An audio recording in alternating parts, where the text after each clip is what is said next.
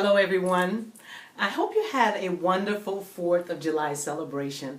It was very noisy around here, and here my little doggy KC was very spooked by what was going on around here. So I hope yours was just a little more calmer, a little more quieter, and that you had a really good time with family and friends.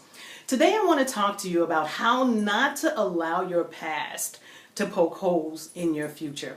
This morning I was reading in the book of Exodus, and I came across that very familiar story where God called Moses to lead his people out of Egypt, and how Moses gave all these excuses why he couldn't do what God called him to do. Right? And so there was one little part that I have read before, but today it seemed to just sort of stick out. And that was the part where Moses said to God, I can't even talk, right? I can't even talk. He said, God, can't you hear my stuttering? And that just really blew me for a loop, because I'm like, well, wait a minute. You are talking to God, the maker of heaven and earth. Of course he hears your stuttering. Of course he knows your capabilities or lack thereof. He knows all of this.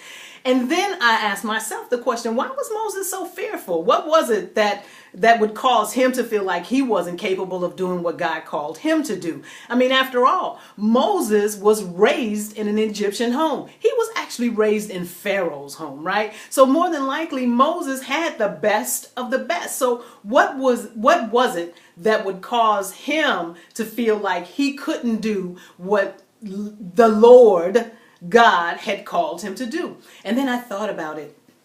You know, when God called Moses, he was actually over in Midian, right? He was running. He was running from a crime that he had committed.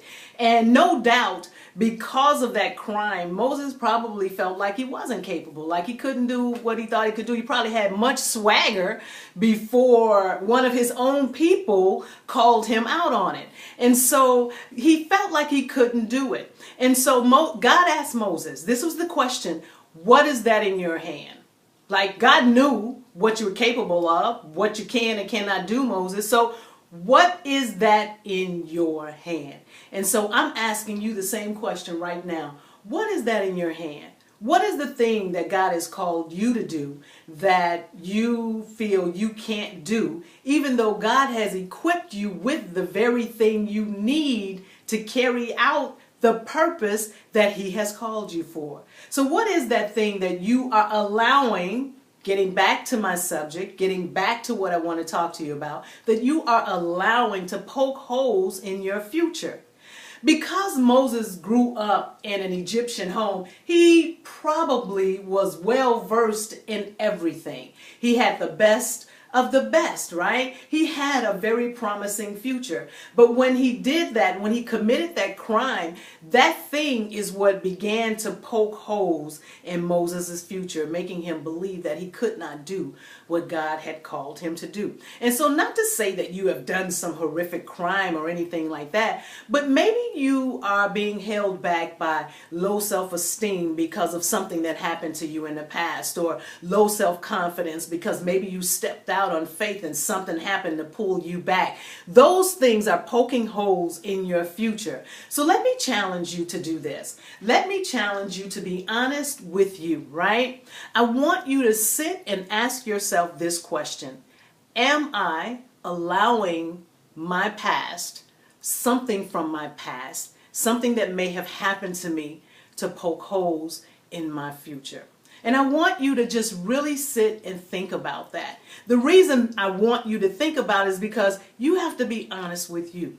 And if you find that you are allowing something from the past that may have caused you low self-esteem or low self-confidence to stop you from doing what God has called you to do, then I want to ask you, what's that in your hand? Remember, that gift that God has given you is more than enough to carry out his purpose and his plan for your life. So go, sit, ask yourself, journal about it if you have to. Ask yourself that question and really be honest with you. And once you come to, yes, I am allowing my past to control my future, or no, I'm not, okay? If you're not, wonderful. But if you are, my next question to you is what's that in your hand. So head over to my blog. Leave me a comment if you like. I'd love to hear from you. Leave me a comment. And from this day forward, at the end of your journaling, I want you to say, no more. I know what I got in my hand, and I know that the Lord has equipped me, and I'm moving forward. Until next time, grace and peace.